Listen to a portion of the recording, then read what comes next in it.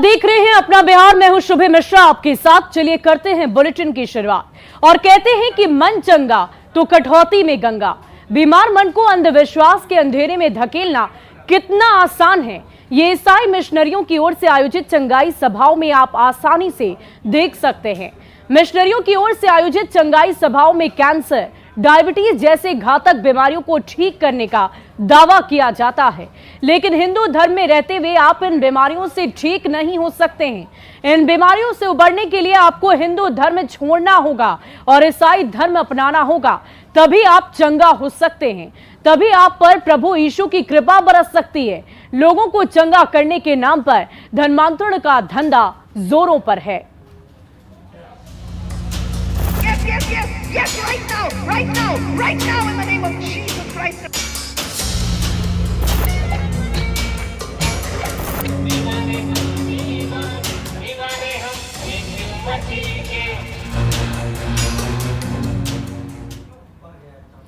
और देखिए, धर्मांतरण का धंधा कोई नई बात तो नहीं है। देश के कई राज्य बुरी तरह धर्मांतरण की चपेट में हैं, लेकिन पिछले कई सालों से धर्मांतरण का धंधा काफी जोर पकड़ चुका है।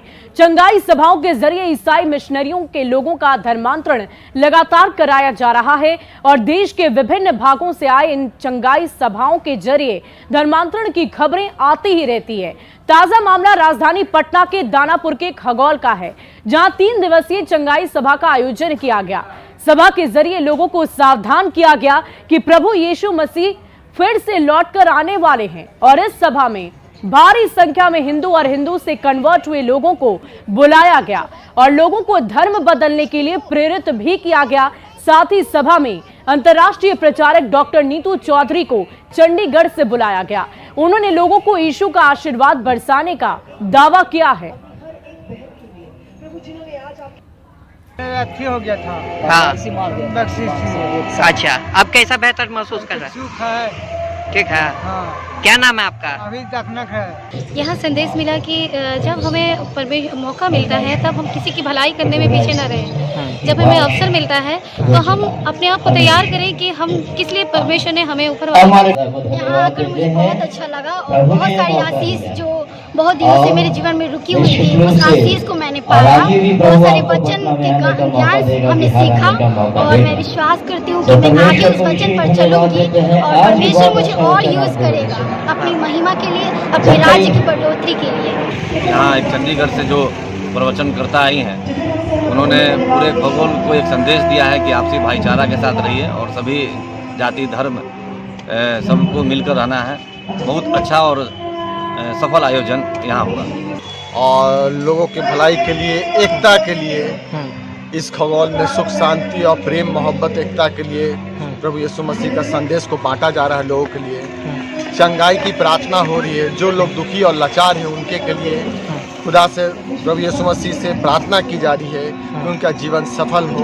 पटना के विशेष लोग इकट्ठा हुए इस जगह पर ये सुनने के लिए कि परमेश्वर का आगमन होने वाला है।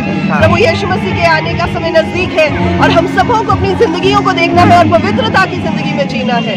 अब ये नहीं समय रह गया कि हम संसारिक चीजों की ओर भागे, पर हमारा अब ध्यान ये विशेष तौर पर होना चाहिए कि हम परमेश्वर के नाम को खोजें, अपनी जिंदगियों का आंकलन करें और जहाँ जहाँ चीजें गलत पाई जाती हैं हमारी जिंदगियों में, उनको ठीक करके अपनी जिंदगी को सही करें।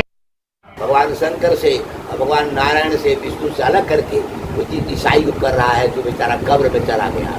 वो कब्र में गया हुआ कितने दिन का तुम्हारा है हाथ, अभी देख रहे हो भाई। उसके पहले ईसा कहाँ थे? उसकी इस दिशा में तुम आ रहे थे।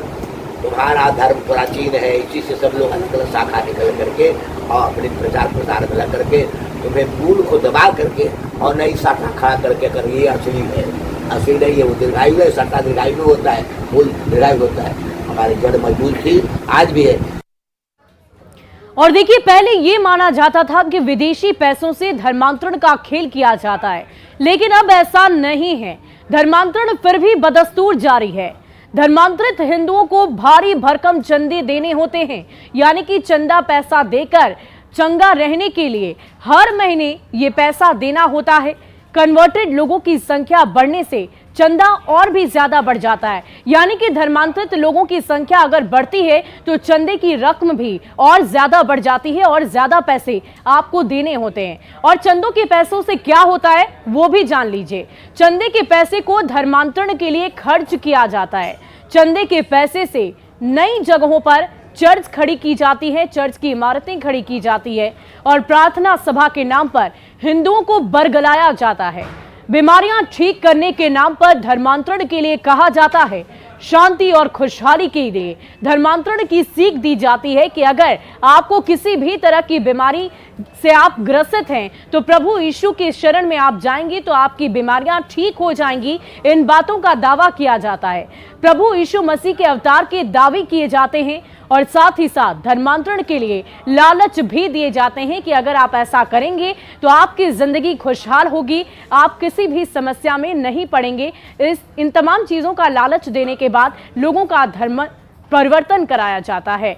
चर्चों बीमारियों को दूर करने को लेकर बड़े बड़े दावे करती है, लेकिन सच्चाई यही है कि बीमारियां और गरीबी सिर्फ हिंदू धर्म में नहीं है। क्योंकि ये दावे जो किए जाते हैं कि आप अगर किसी तरह के रोग से ग्रसित हैं और अगर आप ईसाई धर्म को अपनाते हैं तो आपके तमाम रोग ठीक हो जाएंगे, ये दावे गलत हैं। ईसाई धर्म मानने वालों को भी बीमारियां होती है, ये हम सभी जानते हैं कि बीमारियां धर्म देखकर नहीं आती। बीमारियों की चपेट में धर्म नहीं बल्कि कोई इंसान होता है और इंसान को अलग अलग तरह की बीमारियां होती है और अगर इससे आप धर्म परिवर्तित कर भी ले तो बीमारियां ठीक हो जाएगी, इसकी कोई गारंटी नहीं है।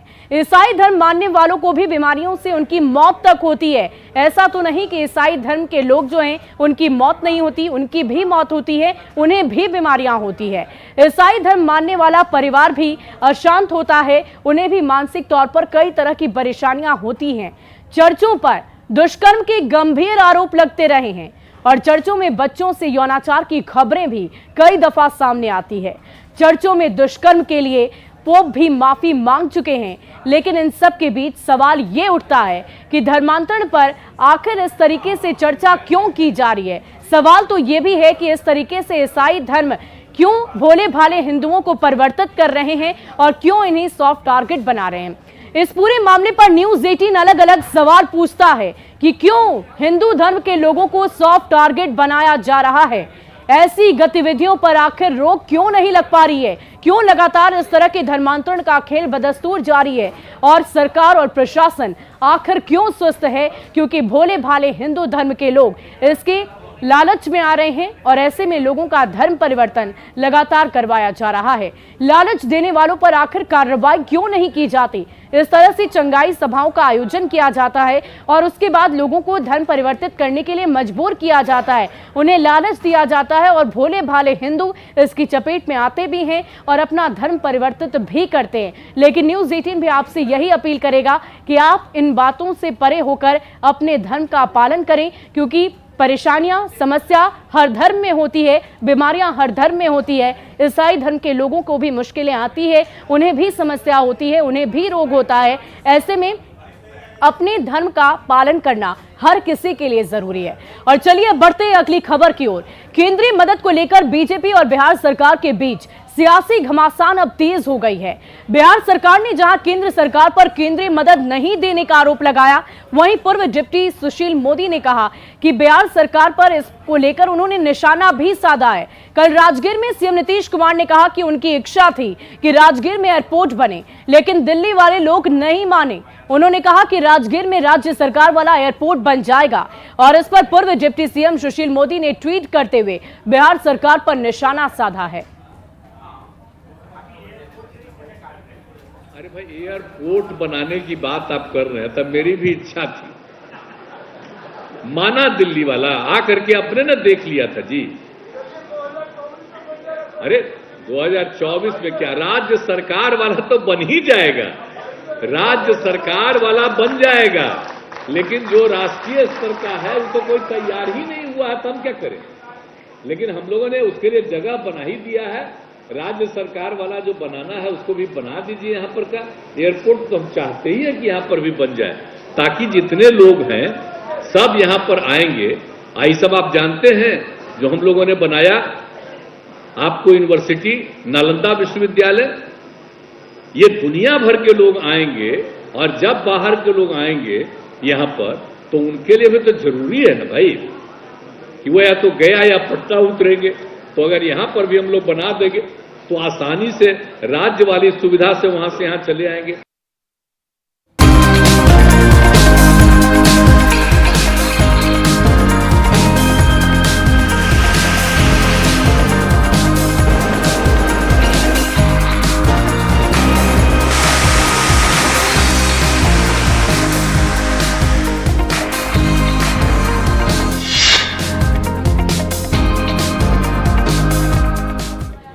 और इधर सीएम नीतीश ने कहा कि उनकी इच्छा थी कि राजगीर में एयरपोर्ट बने, लेकिन दिल्ली वाले लोग नहीं माने। उन्होंने कहा कि राज्य सरकार वाला एयरपोर्ट बन जाएगा और एयरपोर्ट अगर बनेगा तो लोगों को सुविधा भी मिलेगी। और देखिए, सीएम नीतीश कुमार आज गया में गंगा जलापूर्ति योजना का उद्घाटन करेंगे। सीएम का आज गया में 5 कार्यक्रम हैं। मोकामा के हाथीदह से करीब 150 किलोमीटर लंबी पाइप के जरिए गंगा जी का पानी गया तेतर जलाशय में लाया गया है और आज सीएम के उद्घाटन के साथ ही गया के तमाम घरों में पानी की सप्लाई शुरू हो जाएगी। सीएम के आगमन को लेकर पूरी तैयारी मुकम्मल कर ली गई है और इससे पहले कल सीएम ने राजगीर में गंगा जलापूर्ति योजना का उद्घाटन किया था और इसके साथ ही राजगीर के घरों में गंगा का जल मिलना शुरू हो गया है।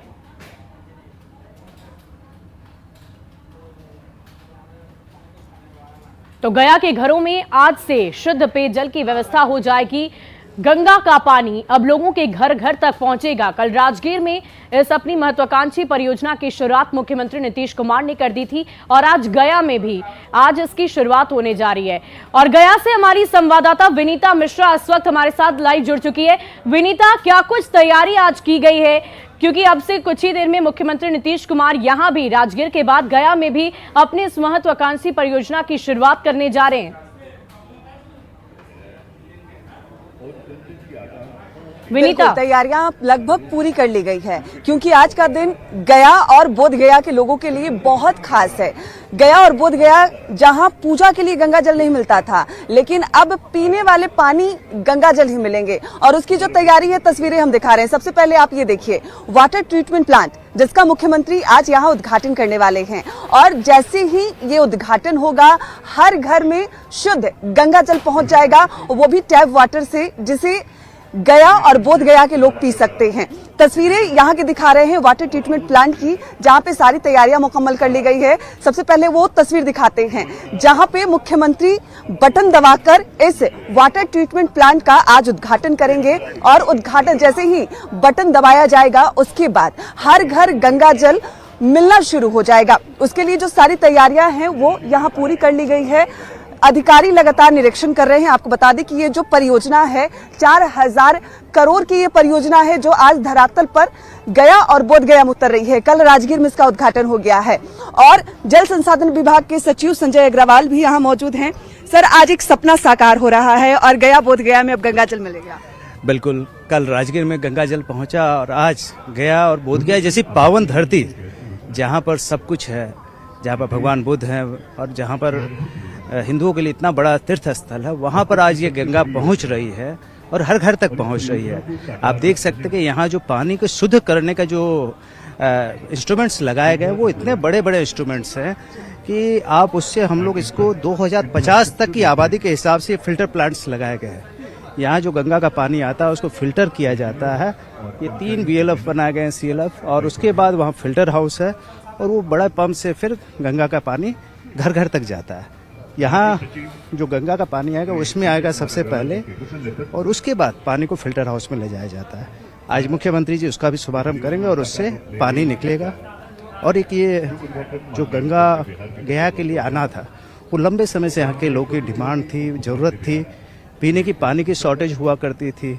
मैं यहाँ DM रहा हूँ। हम लोग गर्मी के दिनों में टैंकर से पानी सप्लाई करते थे। कई मोहल्लों में झगड़े हो जाते थे पानी को लेकर के, क्योंकि कोई बोरिंग चला देता था तो दूसरे के घरों में पानी सूख जाता था।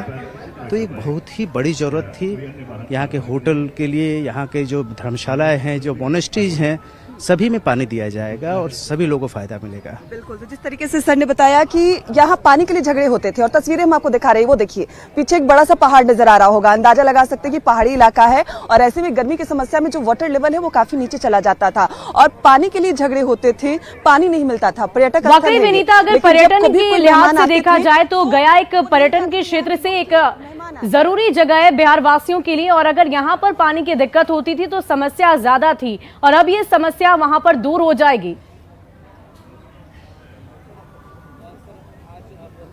बिल्कुल, सब समस्या अब पानी से जो भी मिला जुला समस्या है वो खत्म होने वाला है यहाँ पे, क्योंकि आज उद्घाटन होगा और लगभग 15 लाख ऐसे घर हैं जहाँ शुद्ध पीने का पानी मिलने वाला है। और उसकी जो तस्वीर है ये देखिए, जैसा कि बताया गया है कि यहाँ पे मुख्यमंत्री जैसे ही बटन दबाएंगे वो उद्घाटन हो जाएगा और बहुत महत्वपूर्ण है ये परियोजना, खासकर गया और बोध गया के लोगों के लिए। सर, आज उद्घाटन और गया बोध गया के लिए महत्वपूर्ण दिन है। आज बहुत महत्वपूर्ण दिन है जहाँ गंगा का पानी गया पहुंचेगा और बोध गया भी पहुंचेगा।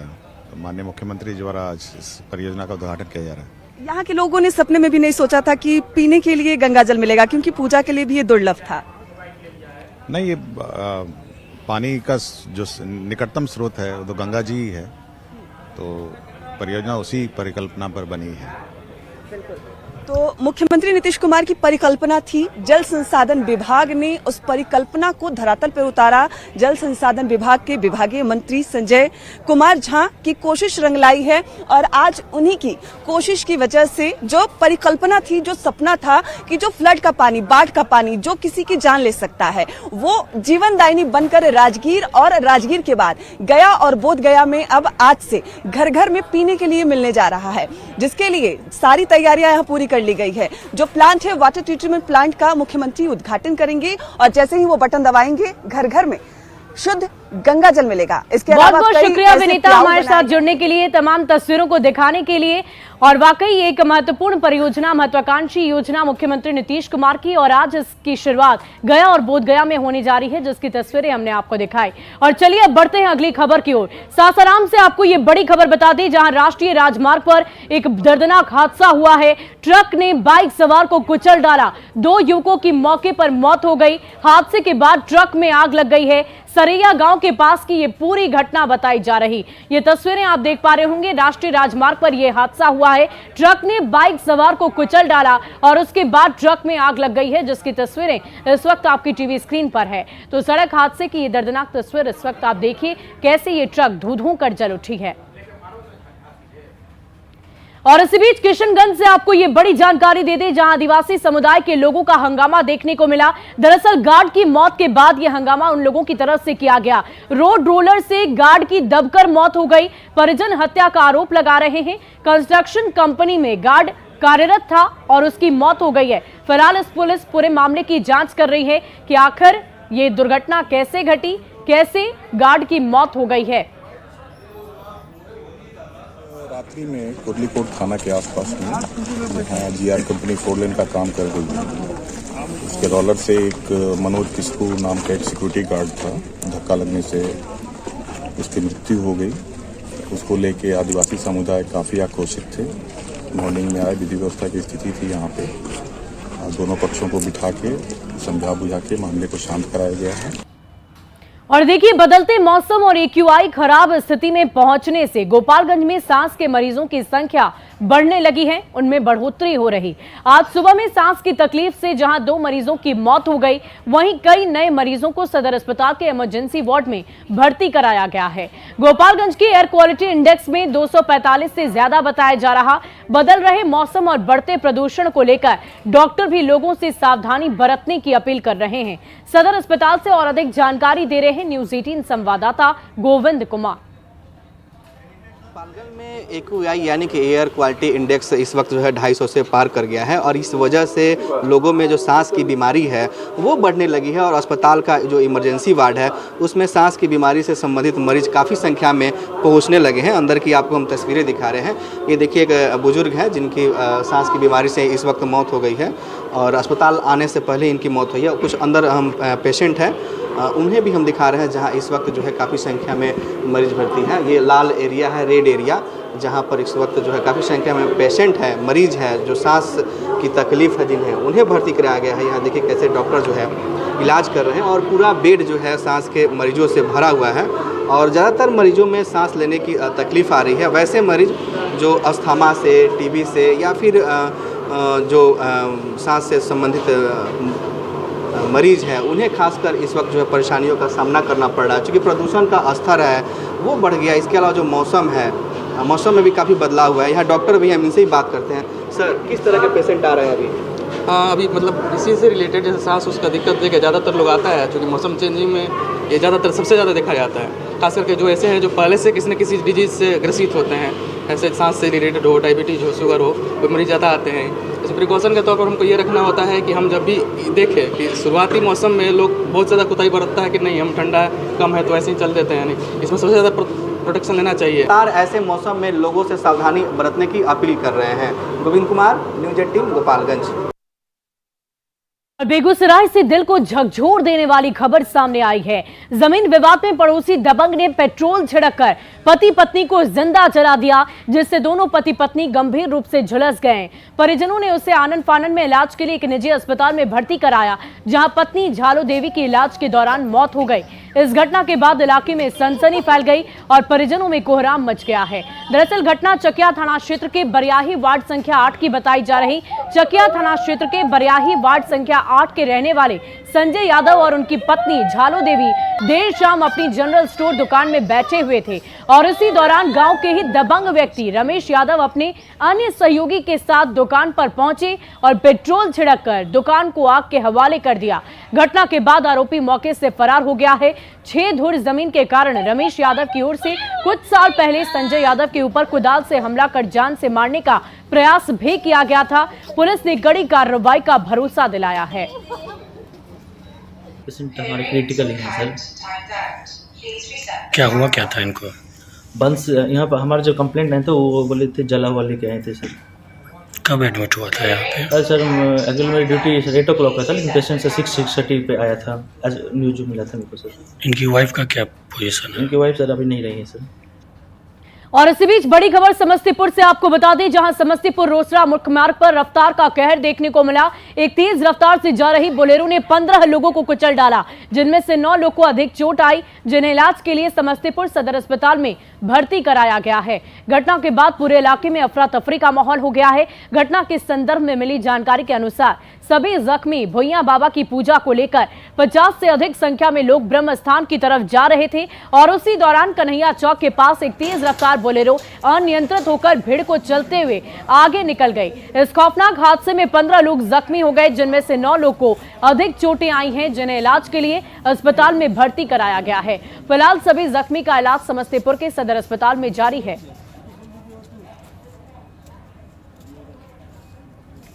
और घटना की जानकारी मिलने के बाद मुफस्सिल थाना की पुलिस मौके पर पहुंची और पहुंचने के बाद फिलहाल इस पूरे मामले की जानकारी ली जा रही है कि आखिर ये कैसे घटना घटी है। बेकाबू बोलेरो ने 15 से ज्यादा लोगों को जख्मी किया। 9 लोग गंभीर अवस्था में हैं, जिन्हें अस्पताल में भर्ती कराया गया है। 55 आदमी सब कोई पूजा के लिए जा रहे थे और उधर से बोलेरो बहुत स्पीड में आया और सब कोई के देकर चढ़ा दिया। कितने लोग जख्मी हुए हैं? 15 आदमी जख्मी हुए हैं, 20 आदमी के लगा है चोट। कहाँ पे घटना घटी है? जितवारपुर कन्हैया चौक। भुइया बाबा का पूजा में सभी लोग सम्मिलित होने के लिए कन्हैया चौक पर आए थे। उसी में जो है बोलेरो से जिसमें 9 आदमी जख्मी हो गए। और फिलहाल इस बुलेटिन में अभी के लिए बस इतना ही, लेकिन न्यूज़ 18 बिहार झारखंड पर खबरों का सिलसिला लगातार जारी है।